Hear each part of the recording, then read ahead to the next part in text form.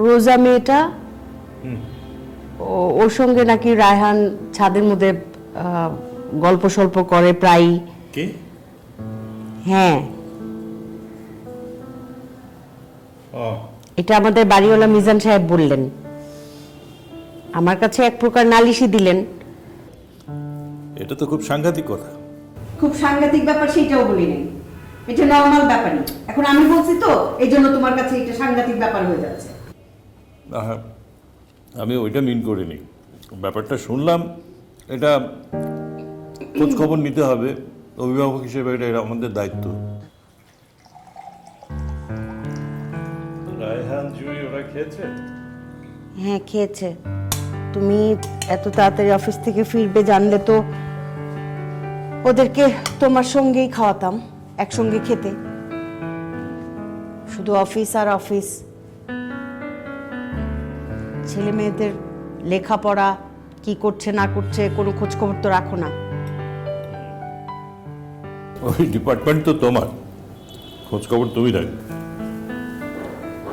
Department যদিও আমার, কিন্তু ছেলে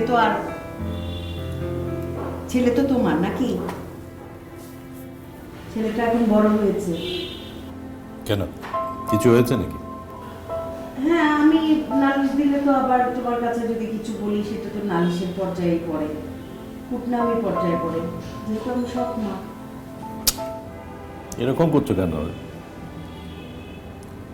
আমি জিজ্ঞেস করছি, আমি তো ছিলাম না ঢাকায়, 4 দিন পরে ফিরলাম। কিছু হলে তো নিশ্চয়ই জানাতে হবে। ওই যে রোজা মেয়েটা ওর সঙ্গে নাকি রায়হান ছাদের মধ্যে গল্প সল্প করে প্রায়। কি? হ্যাঁ, এটা আমাদের বাড়িওয়ালা মিজান সাহেব বললেন। আমার কাছে এক প্রকার নালিশই দিলেন। এটা তো খুব সাংঘাতিক কথা। খুব সাংঘাতিক ব্যাপার সেটাও বলি নাই, এটা নর্মাল ব্যাপারই। এখন আমি বলছি তো এই জন্য তোমার কাছে এটা সাংঘাতিক ব্যাপার হয়ে যাচ্ছে। আমি ওইটা মিন করিনি। ব্যাপারটা শুনলাম, এটা খোঁজ খবর নিতে হবে। অভিভাবক হিসেবে এটা আমাদের দায়িত্ব।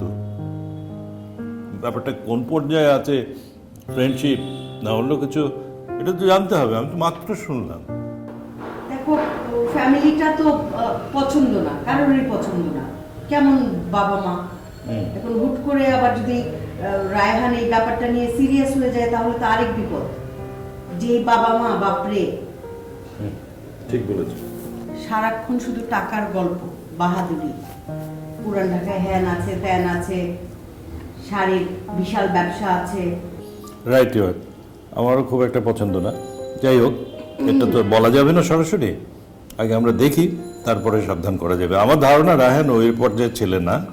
ওকে নিশ্চয়ই বুঝিয়ে বললে শুনবে। অবশ্যই শুনবে। আমি তো আর বলি নাই যে রায়হান খারাপ ছেলে।